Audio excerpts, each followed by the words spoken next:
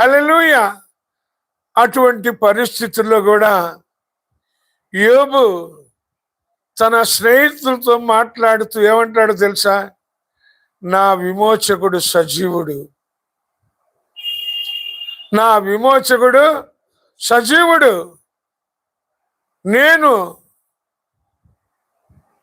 నేనే నా కన్నులతో నా ప్రభువుని చూస్తాను అని. ప్రభుకు స్తోత్రం.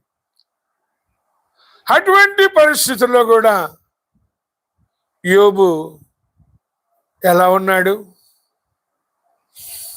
చర్మము చీకిపోయి ఒళ్ళంతా భయంకరంగా బాధ పెడుతున్నా కూడా నా విమోచకుడు సజీవుడు అని ఆ బాధల్లో ఆయన మొరపెట్టాడు.